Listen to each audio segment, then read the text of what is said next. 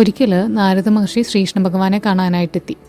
അപ്പോൾ കുശലാന്വേഷണത്തിൻ്റെ ഇടയിൽ ശ്രീകൃഷ്ണ ഭഗവാൻ നാരദനോട് ചോദിക്കുകയാണ്, മഹർഷി, ലോകത്തിലെ ഏറ്റവും വലിയ മഹാത്മാവ് ആരാണ് എന്ന്. നാരദൻ ഇത് കേട്ട് ചിരിച്ചുകൊണ്ട് പറഞ്ഞു, ഇതിപ്പോൾ എന്താ അത്ര അറിയാനുള്ളത്? 14 ലോകത്തിനും അധിപനായ അങ്ങാണ് ഏറ്റവും വലിയ മഹാത്മാവ്. അപ്പോൾ ശ്രീകൃഷ്ണൻ ചോദിക്കുകയാണ്, ഞാനോ? അല്ല, ഒരിക്കലും ഞാനാവാനുള്ള വഴിയില്ല. എങ്കിൽ പറയൂ, പഞ്ചഭൂതങ്ങളിൽ ഏറ്റവും മഹത്തരായത് ഏതാണ്? അപ്പോൾ പഞ്ചഭൂതങ്ങളിൽ മഹത്തായത് ഭൂമിദേവിയാണെന്ന് നാരദൻ പറഞ്ഞു. പക്ഷേ ഭൂമിദേവിയുടെ 3 ഭാഗവും ജലമല്ലേ?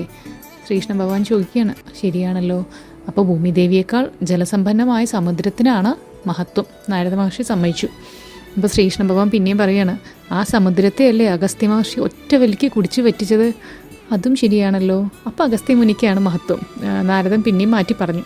അപ്പോൾ ശ്രീകൃഷ്ണ ഭഗവാൻ പിന്നെയും പറയുകയാണ്, എന്ന് പറഞ്ഞാൽ എങ്ങനെ ശരിയാവുക? വിശാലമായിട്ടുള്ള ആകാശത്ത് വെറുമൊരു നക്ഷത്രമല്ലേ അദ്ദേഹം?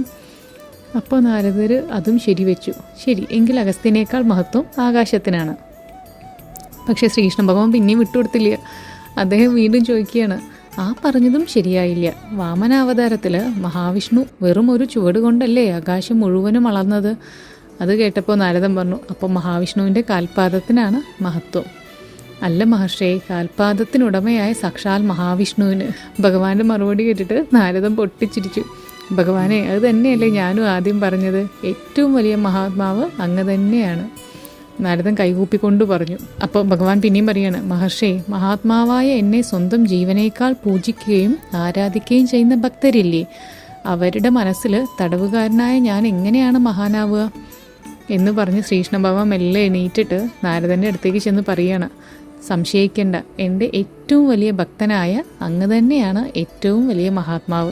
ശ്രീകൃഷ്ണ ഭഗവാൻ പറഞ്ഞു കേട്ടപ്പോൾ നാരദന് സന്തോഷമായി. അങ്ങനെ അവിടുന്ന് ശ്രീകൃഷ്ണ ഭഗവാനെ വന്ദിച്ചിട്ട് നാരദൻ ദേവലോകത്തേക്ക് തിരിച്ചു.